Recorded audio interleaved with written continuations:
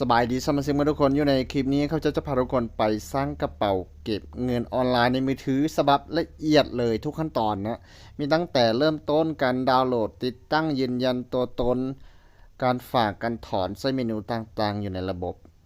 คลิปนี้ละเอียดทุกอย่างอาจจะเป็นคลิปที่ยาวหน่อยหนึ่งแต่มีโอกาสที่เบิ่งแล้วเข้าใจทุกอย่างนะนี่คือรหัสแนะนำของข้าพเจ้าผู้ใดที่ใช้รหัสแนะนำของข้าพเจ้ามีโอกาสได้รับอยู่ที่$50ต่อคนแต่ว่าแต่ละคนที่จะได้รับ$50ต่อคนเนี่ยต้องยืนยันตัวตนให้ผ่านและมีการฝากเงินครั้งทำอิฐโบต่ำกว่า50ก็คือ$50ขึ้นไปในครั้งเดียวนะฝากครั้งเดียวให้เกิน$50ขึ้นไป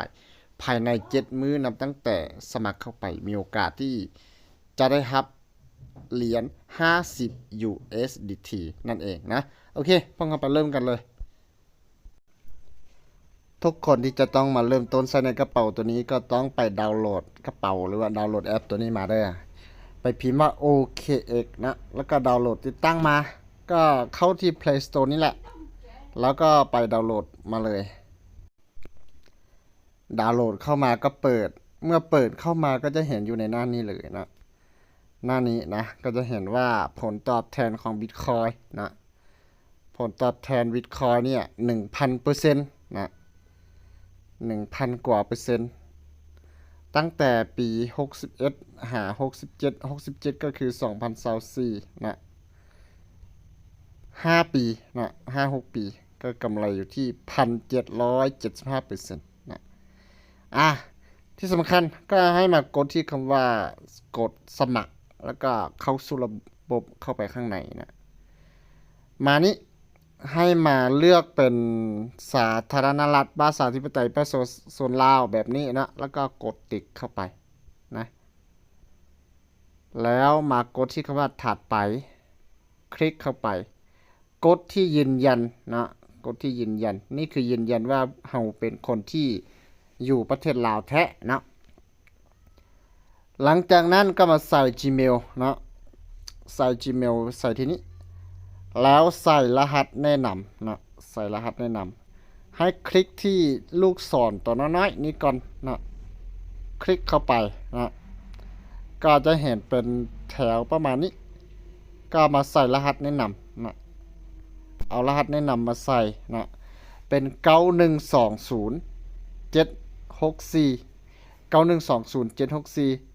หลังจากเป็นแบบนี้ก็กดที่คำว่าสมัครเข้าไปนะกดสมัครก็จะเป็นขั้นตอนต่อไปนะขั้นตอนนี้ให้แต่ละคนเนี่ยแก้แคปชาโดยเอารูปนี้เลื่อนให้มาตรงกับรูปนี้นะโดยการที่เลื่อนจากนี้มาเมื่อใดที่รูปมาตรงกับรูปตัวนี้แล้วก็วางนะวางมือนะนี่ก็เลื่อนมาให้มันตรงเป๊ะแบบนี้แล้วก็วางมือปุ๊บมันก็จะไปแบบนี้นะผู้ใดที่เลื่อนมันบ่ตรงมันก็จะบ่ไปนี่คือเขาจะส่งรหัสมาทาง Gmail ที่เราสมัครนะให้เข้าไปที่ Gmail นะให้เข้ามาที่แอป Gmail ตัวนี้เพื่อไปเอารหัสมาก่อนนะแบบนี้เมื่อเข้าที่แอป Gmail เข้ามานะรหัสก็จะอยู่ประมาณนี้ก็คลิกไปนี่คือรหัสผ่านนะรหัสบ่แม่นรหัสผ่านเป็นรหัสยืนยัน134435เมื่อได้ประมาณแบบนี้ก็กลับมา134485แบบนี้1เท่าใด134435นะบ่แม่น8535แบบนี้แล้วก็มาอยู่ในขั้นตอนนี้เนี่ยให้ใส่เบอร์โทรศัพท์นะเขาก็จะเป็น56แล้วนะบวก5620หรือสามารถไปเลือกนะเลือกเป็นบวก5620หรือประเทศลาวนะหรือประเทศลาวเนี่ย856แล้วก็มาใส่เป็น20เข้าไปนะแล้วก็ตามด้วยเบอร์โทรที่พวกเราใช้อยู่เนาะเมื่อป้อนเบอร์โทรเรียบร้อยเข้าไปนะเขาก็จะส่งรหัสมาทางข้อความของเบอร์โทรนะก็เอารหัส6หลักตัวนั้นมาวางที่นี่แล้วกดถัดไปนะ หลังจากใส่รหัสที่ยืนยันจากเบอร์โทรศัพท์เข้าไปเรียบร้อยก็มาหน้านี้คือการสร้างรหัสผ่านรหัสผ่านตัวนี้มันบ่แม่นรหัสผ่านของ Gmail บ่แม่นรหัสผ่านของอีเมลของเฮาเป็นรหัสผ่านที่เข้าในแอป OKX ตัวนี้นะเข้าในกระเป๋าตัวนี้เป็นรหัสที่เฮาสร้างขึ้นมาเองเป็นรหัสที่เฮาสร้างขึ้นมาใหม่แต่ต้องมีความยาวหรือว่ารวมทั้งหมดต้องแม่น8ตัวขึ้นไปต้องมีตัวอักษรตัวพิมพ์ใหญ่ตัวพิมพ์น้อยนะต้องมีตัวอักษรเป็นตัวภาษาอังกฤษหรือคาราโอเกะแหละ A ถึง Z ตัวใดก็ได้นะต้องมีนะแล้วก็ต้องมีตัวเลขอยู่นำหนึ่งตัวต้องมีตัวอักษรอยู่นำหนึ่งตัวนะข้าพเจ้ายกตัวอย่างให้เบิ่งนะยกตัวอย่างนะคือ A B C D ประมาณนี้ก็จะครบนะก็จะครบตามเงื่อนไข2ข้อนี้คือติ๊กถูกไปแล้วนะบัดนี้เอาตัวเลข1ตัวนะเอาตัวเลข1ตัว1 2 3ประมาณนี้ก็ผ่านอยู่ในขั้นนี้นะผ่านอยู่ใน3ขั้นตอนแล้วนะบัดนี้ต้องเอาตัวอักษรตัวใดก็ได้รูปแบบนี้นะเป็นอาจจะเป็นดอลลาร์บอนะอาจจะเป็นเครื่องหมายดอลลาร์บอหรือว่าเครื่องหมายแอดก็ตามตัวใดก็ได้นะแอดก็ถ้าว่ารวมนับทุกตัวอยู่นี้รวมกันหากว่าเกิน8ตัวแล้วตัวนี้มันก็จะติ๊กถึกให้นะก็ถือว่าผ่านทุกข้อต้องเฮ็ดให้มันผ่านทุกข้อนะรหัสผ่านนะมันจึงจะผ่านคันถ้าว่าโบแม่นแบบนี้ก็จะบ่ผ่านนะนี่คือรหัสตัวอย่างนะรหัสตัวอย่างแต่รหัสที่จะเข้าระบบจริงของข้าพเจ้ามันก็จะแตกต่างจากอันนี้นะข้าพเจ้าใส่รหัสตัวจริงก่อนเมื่อมาใส่รหัสผ่านตัวจริงเรียบร้อยแบบนี้แล้วก็กดถัดไปนะกดถัดไปอยู่ในขั้นตอนนี้เนี่ยเขาจะให้เราสร้างเป็นการยืนยันตัวตนนะหรือว่าการปลดล็อกด้วยการสแกนใบหน้าบอหรือว่าการสแกนลายนิ้วมือนะหากว่าไผต้องการตั้งก็กดดำเนินการต่อหากว่าไผยังบ่ตั้งก็กดที่คำว่า maybe later นะกดตัวด้านลุ่มนะหากว่าไผบ่ต้องการตั้งเด้อนะผู้ใดที่ยังบ่ต้องการตั้งก็กดที่ตัวด้านลุ่มนะกดที่ตัวด้านลุ่มก็กด maybe later เข้าไปนะนี่มันจะบอกว่าผู้ใดที่ฝากเงินเข้ามาเนี่ยภายใน7มื้อนะแล้วมีการฝากเงินเข้าไปหรือมีการซื้อเงินธนานะนี่คือ buy or deposit นะอาจจะเป็นการซื้อจาก Mastercard บหรือว่าบัตรเครดิตบัตรเดบิตต่างๆก็ตามก็ได้หรืออาจจะเป็นการฝากเงินเข้าไปก็ได้ต้องมีมูลค่าเกิน$50ขึ้นไปหรือว่า50 USDT ต่อครั้งเดียวนะบ่แม่นสะสมรวมบ่แม่นว่า6มื้อ7มื้อเนี่ยก็โอนมื้อละ10มื้อละ20มื้อละ30ให้มันเป็น50มันบ่แม่นต้องเป็นครั้งเดียวต้องเกิน$50ขึ้นไปนะก็จะมีโอกาสที่จะได้รับอยู่ที่50 USDT นั่นเองนะก็กดยืนยันตอนนี้นะก็กดเข้าไปนี้กดเข้ามาหน้านี้เนี่ยเขาให้ใส่บัตรนะใส่บัตรนี่จะบอกว่า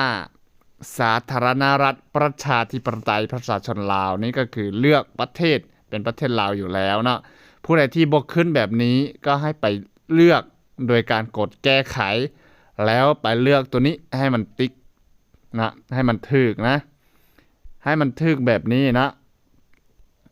หลังจากนั้นก็มาเลือกประเภทบัตรนะการเลือกประเภทบัตรเนี่ยก็คือเลือกได้3ประเภทอันที่1ใบขับขี่นะ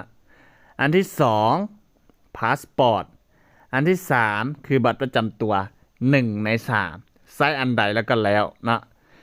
คันท้ายว่าใช้ใบขับขี่สมมุติว่าใช้1แล้ว2 3ก็บ่ต้องใช้นะคันถ้าว่าไซส์2เนาะคันถ้าว่าไซส์พาสปอร์ตแล้วใบขับขี่ก็บ่ต้องใส่ไปยืนยันนะคันถ้าว่าไซส์อยู่ในบัตรประจำตัวนะ คันถ้าว่าใส่อยู่ในบัตรประจำตัวแล้วหนังสือเดินทางหรือว่าพาสปอร์ตใบขับขี่ก็บ่ต้องใส่นะใส่1 ใน 3เอกสารนี้นะที่สำคัญคือผู้ใดที่ยังบ่มีพาสปอร์ตยังบ่มีบัตรประจำตัว และก็บ่มีใบขับขี่ทั้ง3นี้หากว่าเจ้าบ่มีเลย แสดงว่าเจ้าเนี่ยใส่การบ่ได้อยู่ในกระเป๋าตัวนี้นะต้องมีอันหนึงก่อนจึงจะมาสมัครได้จึงจะมาใช้งานได้นะโอเคให้เข้าใจนะก็เลือกเข้าไปสมมุติว่าข้าพเจ้าเลือกเป็นบัตรประจำตัวแล้วกันนะก็คลิกที่บัตรประจำตัวเข้าไปแล้วกดถัดไปที่ด้านลุ่มนะหรือว่ากด next นี่เข้ามาหน้านี้เนี่ยเขาก็ให้เราถ่ายนะถ่ายบัตรประจำตัวนะก็กด continue เข้าไปนะกด continue เข้าไปนะแล้วก็กดที่คณะไซแอปเลยนะกดที่คณะไซแอปแบบนี้นะก็จะเข้าไปในหน้าของการถ่ายรูปนะนี่คือกำลังอัปโหลดอยู่กรุณารอแป๊บหนึ่งนะเมื่อเข้ามาเป็นแบบนี้เขาก็จะกำหนดมาว่าอันที่1นะก็ต้องบ่ให้มันตัดแจนะคันถ้าว่าตัดแจแบบนี้ก็บ่ผ่านนะบ่ผ่านอันที่2หากว่ามีแสงมัวๆหรือว่าแสงแจ้งเกินไปอยู่ในจุดใดจุดหนึ่งอยู่ในรูปภาพของเฮาหรือว่าอยู่ในวันเดือนปีเกิดอันใดต่างๆนานาที่บ่สามารถอ่านออกนะอ่านออกโดยง่ายก็จะบ่ผ่านนะและอันที่3หากว่ามีแสงมืดมัวแจ้งเกินไปเป็นแบบนี้หรือว่าบังแบบนี้ก็จะบ่ผ่านนะมันก็จะเป็นประมาณนี้นะแล้วก็จะบอกว่าเนี่ยต้องให้ทุกอย่างละเอียดดีแบบนี้มันจึงจะผ่านนะก็ให้กดที่คำว่าเริ่มต้นการลงทะเบียนเข้าไปนะกดเริ่มต้นการลงทะเบียนหน้านี้คือต้องถ่ายบัตรประจำตัวนะเอาบัตรประจำตัวมาสแกนเลยเด้อหน้านี้นะโดยทางหน้าจอของเขาเนี่ยก็จะสแกนโดยอัตโนมัตินะสแกนอัตโนมัติบ่แม่นเฮาแตะนะก็ต้องนำบัตรมาให้เขาสแกนทันทีนะนี่คือบัตรด้านหน้านะด้านหน้าที่มีรูปของเฮานะหากว่ามีปัญหาในการสแกนนะในการสแกนโดยอัตโนมัติแล้วขึ้นคำว่าถ่ายภาพด้วยตนเองนะเป็นหนังสือแถว1นะมีปัญหาในการถ่ายภาพอัตโนมัติใช่ไหมแล้วก็ถ่ายภาพด้วยตนเองนะก็ให้กดที่คำว่าถ่ายภาพด้วยตนเองเข้าไปเลยนะก็จะเป็นประมาณนี้นะแล้วเราก็จะสแกนแล้วจะมีปุ่มนะมันจะมีปุ่มสีดำๆให้เรากดถ่ายภาพเข้าไปนะหลังจากที่ถ่ายด้านหน้าเรียบร้อยแล้วเขาก็จะให้เฮามาถ่ายด้านหลังนะก็ปิ้นด้านหลังมาถ่ายรูปด้านหลังไปพร้อมนะต้องถ่ายรูปด้านหลังไปนำนะรูปด้านหลังก็ถ่ายเหมือนกับรูปด้านหน้าเลยถ้าว่ามันสแกนผ่านมันก็จะผ่านไปเลยถ้าว่าระบบสแกนบ่ผ่านเราก็ต้องกดคำว่าถ่ายภาพด้วยตนเองให้มันเป็นปุ่มสีดำๆแล้วค่อยกดปุ่มสีดำเพื่อในการถ่ายนะ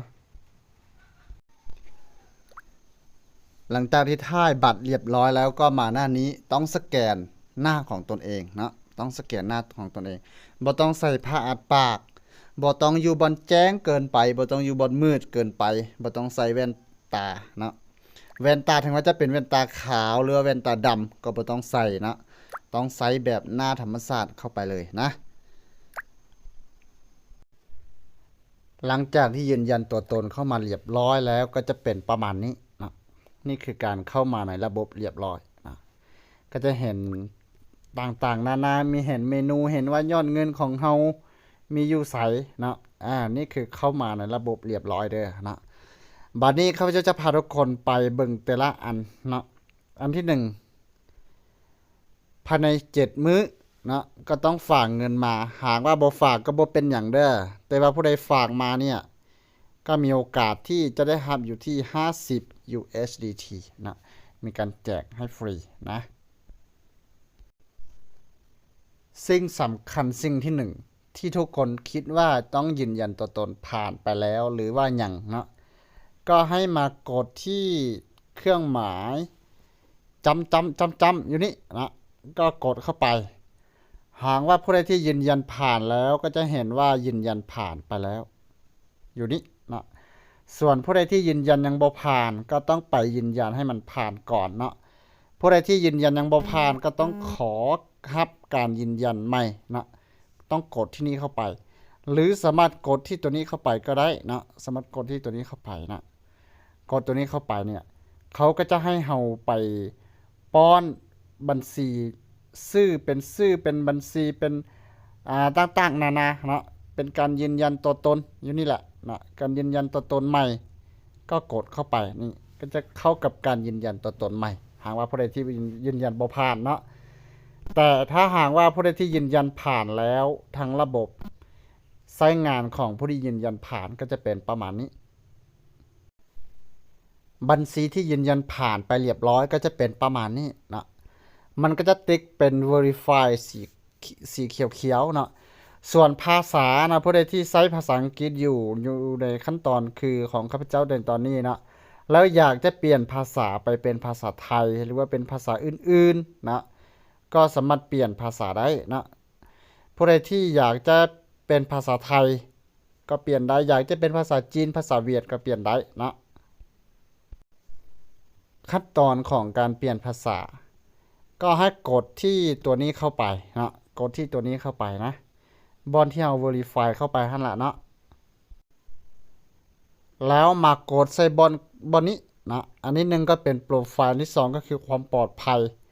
มากดใส่อันที่สามแล้วจะเห็นว่าภาษาที่เราจะเปลี่ยนอยู่นี้นะผู้ใดอยากจะใช้ภาษาอันใดก็มาเปลี่ยนนะนี่จะมีภาษาจีนอังกฤษไทยต่างๆนานานะอยู่นี้นะแต่บ่มีภาษาลาวนะบ่มีภาษาลาวแต่ข้าพเจ้าจะใช้เป็นภาษาอังกฤษไปนะข้าพเจ้าจะใช้เป็นภาษาอังกฤษเพื่อทุกคนที่เบิ่งอยู่ในทุกมุมทุกแจก็จะรู้ว่ามันเป็นจังไดนะ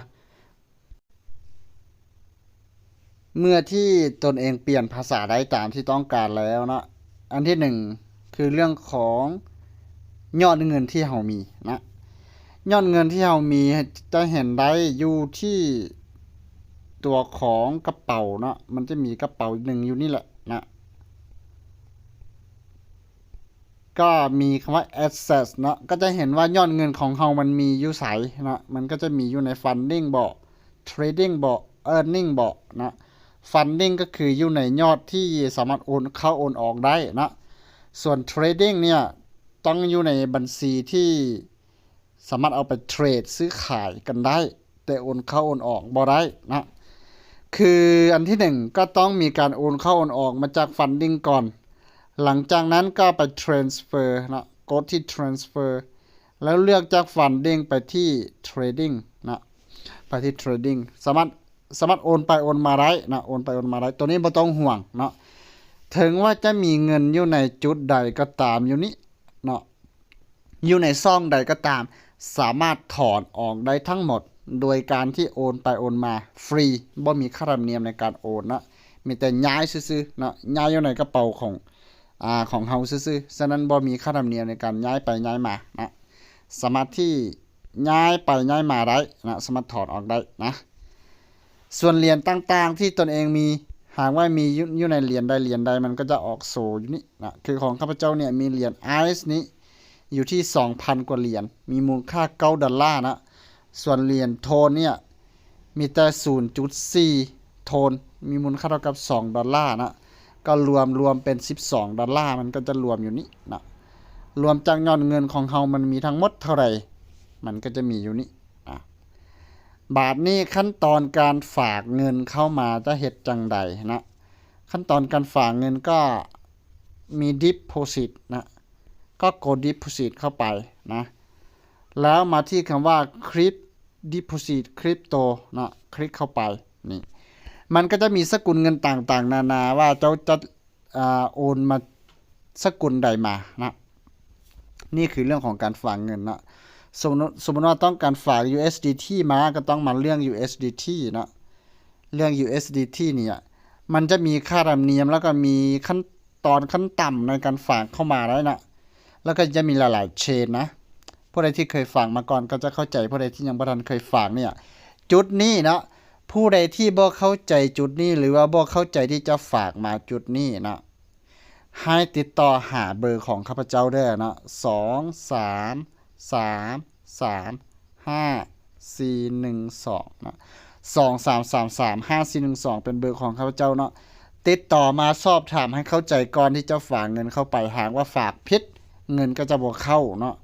เป็นหยังจังว่าฝากผิดเงินบ่เข้าเพราะว่ามีหลายเชนเนาะนี่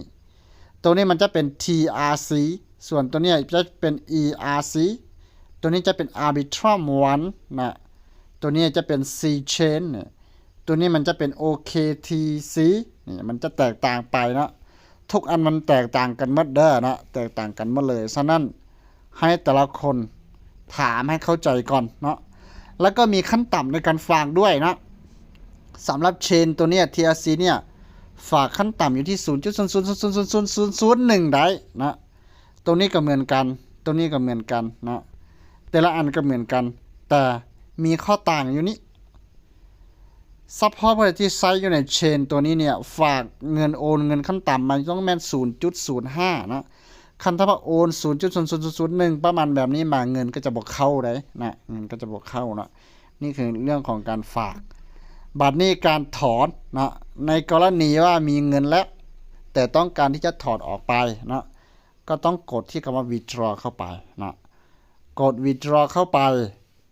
แล้วไปที่คำว่า withdraw crypto คลิกเข้าไปนะแล้วจะถอนเหรียญใดนะสมมุติว่าข้าพเจ้าต้องการที่จะถอนเหรียญ USDT นะก็กด USDT แล้วกดที่คำว่า on chain นะกดที่ on chain เข้าไปนะเดี๋ยวจะมาอธิบายอีกทีบอนคำว่าการถอนเงินเนี่ยเป็นอย่างเลือกเป็น on chain แล้วก็มีอยู่2บอนนะอันนึงก็คือ on chain เนี่ยสามารถโอนไปหากระเป๋าต่างๆนานากระเป๋าอื่นๆทั่วโลกได้นะ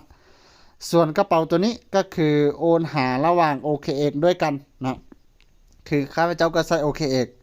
เจ้าก็ใช้ OKX ผู้นั้นก็ใช้ OKX ผู้นี้ก็ใช้ OKX แล้วอยากโอนหากันโดยใช้ OKX โอนหา OKX เหมือนกันก็ใช้ตัวลุ่มนะ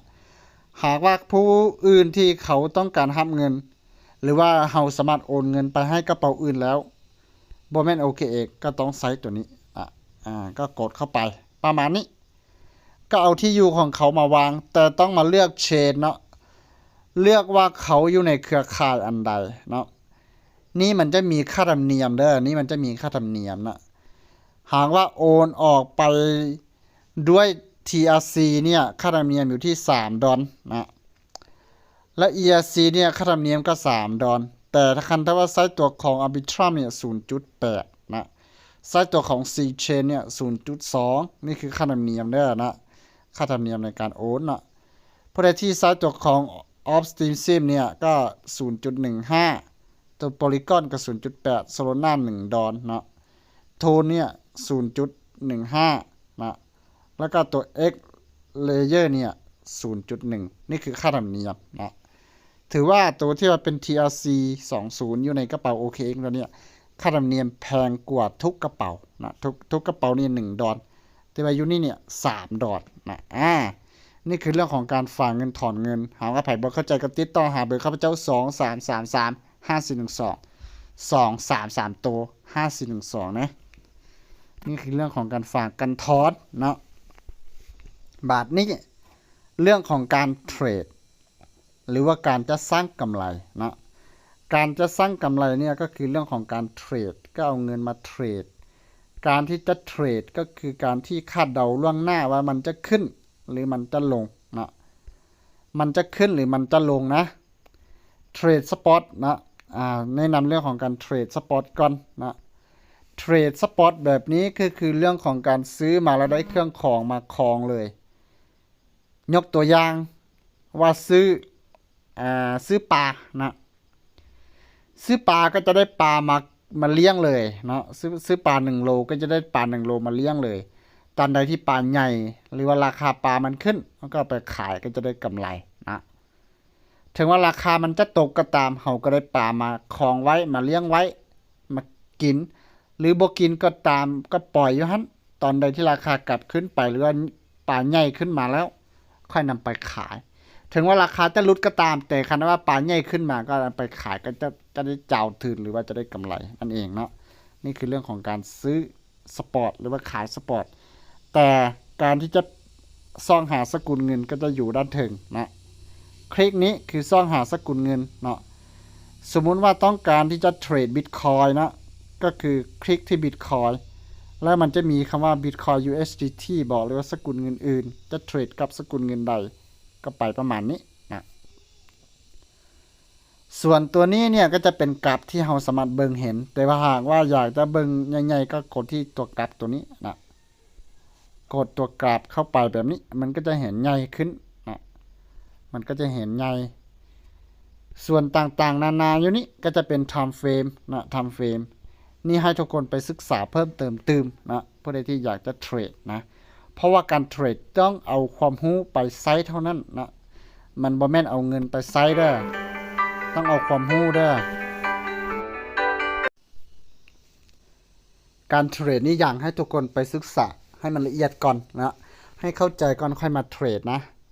เพราะว่าเราจะคาดเดาว่าตอนใดเนี่ยมันจะเป็นแท่งสีเขียวตอนใดมันจะเป็นแท่งสีแดงนะต้องมีการคาดเดาให้มันเป็นก่อนเพราะว่าเราจะซื้ออยู่ในจุดที่ราคาต่ำเราไปขายที่จุดราคาสูงก็จะได้กำไรนะ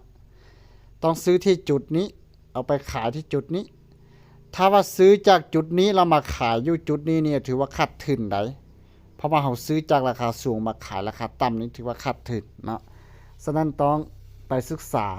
เพิ่มเติมก่อนสำหรับเรื่องของการซื้อขายนะส่วน ID IDOC ID ต่างๆที่พวกเราจะนำไปใช้นะพวกเราจะนำไปใช้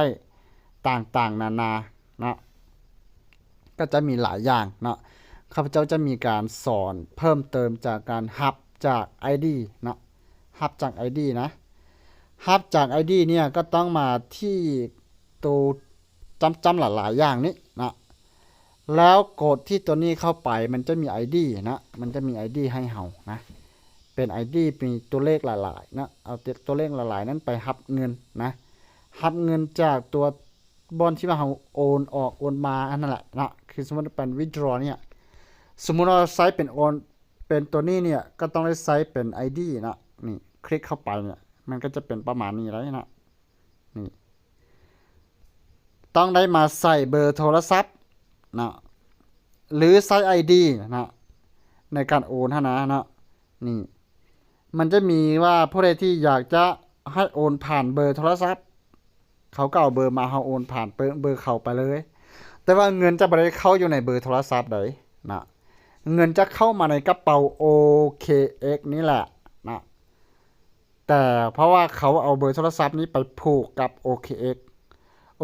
ก็จะอ่านว่าเบอร์โทรศัพท์นี้แม่นใช้งานอยู่ในกระเป๋านี้เขาก็จะโอนเงินเข้ากระเป๋านี้เองนะมันบ่แม่นโอนเงินเข้าเบอร์ของเฮานะเป็นมูลค่าโทรบ่เป็นเงินเน็ตมันบ่แม่นนะและที่2มาก็คือโอนผ่านอีเมลนะใส่อีเมลมาแล้วก็โอนไปเลยแต่เงินก็บ่เข้าอีเมลนะเงินก็เข้ามา OKX เหมือนกันแหละนะเงินก็เข้ามา OKX เหมือนกันเพราะว่าทางระบบเขาจับว่าอีเมลตัวนี้เนี่ยสมัคร OKX ตัวนี้บัญชีนี้เมื่อเงินฝากเข้า Gmail ตัวนี้ก็ถือว่าแม่นฝากเข้าในกระเป๋า OKX ตัวนี้นะบัดนี้ตัวของ UID นะตัวของ UID นี่มันจะมีตัวเลขหลายๆนะมันจะมีตัวเลขหลายๆอยู่นี้นะUID ก็คือเรื่องของข้าพเจ้าที่เพิ่งบอกไปเมื่อกี้ว่าให้กดที่ตัวนี้เข้าไปนะกดที่ตัวนี้เข้าไปมันจะเห็น UID ของเฮานะนี่กดเข้ามาก็จะเห็น UID อยู่นี่นะนี่คือ UID นะ UID สามารถเอา UID ตัวนี้ไปหับเงินจากเขาได้เลยนะโดยการ Copy แต่เราต้องบอกว่านี่มันแม่น UID ได้เขาจึงจะเลือก UID นะเขาจึงจะเลือก UID จึงจะโอนเงินเข้ามาเงินจึงจะเข้าเนาะให้แต่ละคนเข้าใจนะหรือว่าจะโอนผ่าน Gmail ก็เอา Gmail ตัวนี้ไปให้เขาเลยนะเขาโอนมาเงินก็จะเข้านะเมื่อเงินเข้ามาเงินก็จะอยู่นี่แหละนะเมื่อเงินเข้ามาเงินก็จะอยู่นี่นะเงินก็บ่ไปใส่เงินก็ต้องอยู่นี่แล้วต้องการถอนจึงจะถอนออกไปได้นะส่วนการถอนเงินสามารถถอนไปหาบัญชีธนาคารได้เลยนะสามารถถอนไปหาบัญชีธนาคารได้เลยโดยการที่กด withdraw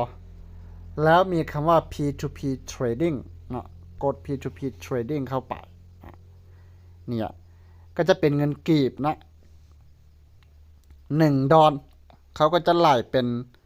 22,700นะ22,700นะส่วนจะมีราคาคำว่า buy แล้วก็ sell มันขึ้นกับอยู่นี้นะเพราะที่เคยเทรด P2P มาก่อนนะเคยเทรด P2P มาก่อนก็ให้ไปเทรดได้หรือว่าผู้ใดที่บ่เคยเทรด P2P ก็ให้ไปศึกษา P2P ก่อนนะว่า P2P เนี่ยมันมีการซื้อขายจังใดก่อนนะแล้วค่อยมาเทรดหรือค่อยมาซื้อมาขายอยู่นี้นะให้ทุกคนเข้าใจนะให้ไปศึกษาตัวนี้ก่อนเรื่องของการที่จะถอนเงินกีบออกไปหรือว่าจะถอนเงินไปเป็นเงินกีบหรือว่าจะเอาเงินกีบมาซื้อคริปโตเคอเรนซีเนี่ยก็คือต้องมาเลือกใช้เป็นตัว P2P นะ P2P ฉะนั้นให้แต่ละคนไปศึกษา P2P เพิ่มเติมนะเขาจะบ่ได้สอน P2P อยู่ที่นี้แต่ว่าอยู่ใน YouTube ต่างๆนานาก็จะมี P2P ว่าสอนการใช้งานซื้อขาย P2P หรือว่าแลกเปลี่ยนจากเงินกีบไปเป็นเงินคริปโตแลกเปลี่ยนจากคริปโตไปเป็นเงินกีบแม่นเฮ็ดจังใดเขาก็จะมีการสอนออกมาหลายอย่างอยู่เนาะเพราะว่าคลิปนี้มันจะยาวคันว่าสอนทุกอย่างมันก็จะดนนะโอเคข้าพเจ้าจะเบิ่งก่อนว่ายังมีเมนูอันใดที่ควรจะสอนหรือว่าจะแนะนำอยู่ในตอนนี้ก่อนเนาะลองเบิ่งคร่าวๆกันว่ามีอันใดที่จะแนะนำเพิ่มเติมเนาะโอเคนี่คือความรู้เบื้องต้นก่อนเนาะหลังจากที่สมัครมาเรียบร้อยเงินมีฝากเงินเข้ามาแล้วถอนเงินเป็นก็ถือว่าผ่านไปแล้วนะส่วนอันอื่นหากว่าใครที่ยังคล่องคาใจหรือว่าอยากรู้อันใดเพิ่มเติมก็ติดต่อหาเบอร์ของข้าพเจ้าเนาะเป็นเบอร์ WhatsApp เด้อเป็นเบอร์ WhatsApp ให้เสิร์ชหาเท่านั้นนะให้เสิร์ชหาเท่านั้นเพราะว่าเบอร์เนี่ยอยู่โทรศัพท์เครื่องต่างหากนะเบอร์มันอยู่ในอีกเครื่อง WhatsApp อยู่อีกเครื่องเนาะบางทีเบอร์นี่โทรหาก็จะบ่ได้ข้าพเจ้านะแต่ว่าเสิร์ชหานี่ได้อยู่เนาะฉะนั้นให้เสิร์ชหา WhatsApp ของข้าพเจ้าหากว่าผู้ใดที่มีคำถามข้องขาดใจหรือว่าอย่างรู้อันใดหรืออยากจะแนะนำอันใดก็ติดต่อมาได้นะคลิปนี้ก็ค่อนข้างยาวเติบพอสมควร